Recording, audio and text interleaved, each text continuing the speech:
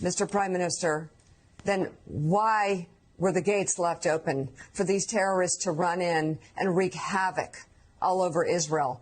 And it took 8 hours for you to respond. If you were so clear on Hamas wanting to kill Jews 365 days a year, every minute of every day, why in the world weren't you ready? And why were you supporting funding to go to Hamas? It makes no sense. And actually, to Carville's point, I just question at this point what he would do to stay in power, because he has done a number of things in his government leading up to the war to stay in power that many say are naked moves that are just completely corrupt to stay in power. Now he's in a war.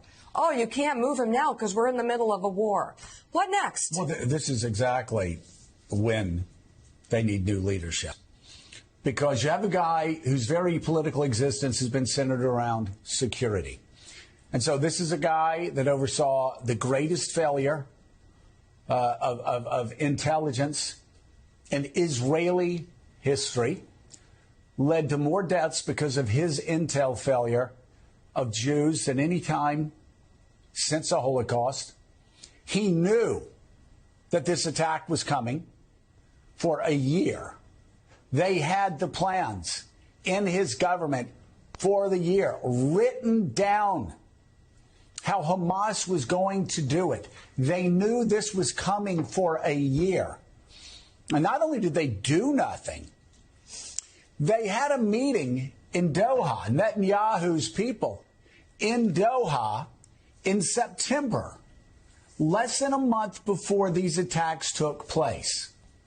And the Qataris asked Netanyahu's government, does Netanyahu still want us to send money to Hamas?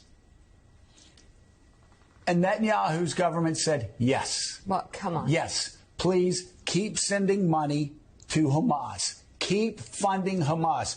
The Israelis, the Netanyahu government, had been in on Doha funding Hamas. You know, we sit back and we're like, oh, my God, what in the world is Qatar doing? They're supposed to be our ally. And then we find out in the New York Times 2 days ago that actually it's Netanyahu who's telling Hamas to keep funding Hamas.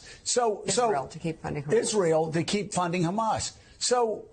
And by the way, we still haven't gotten an answer from anybody in the government on why, after 9/11, it took 3 minutes for our first responders to get there.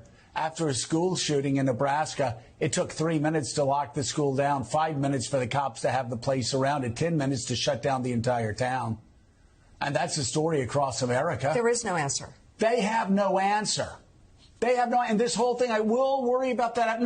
No, this is what we keep getting told.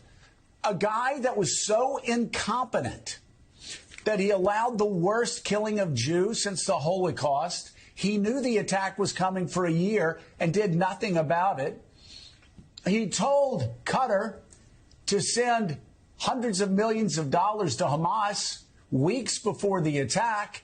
And then when the attack came, he didn't do a damn thing for 8 hours while women were getting raped, while concert goers were getting butchered, while old women were being taken hostage. Live on Facebook? While young boys were seeing their parents shot dead.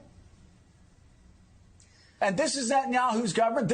Richard Haas, this whole security argument doesn't work.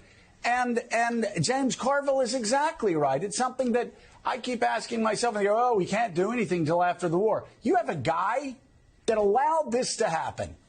It was on his watch. He asked Doha to fund Hamas.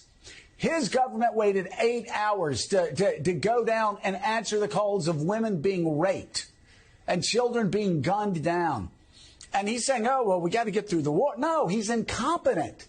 And the Israelis don't even like him. They want him out. The question is, when are they going to get the guy responsible for the worst killing of Jews since the Holocaust?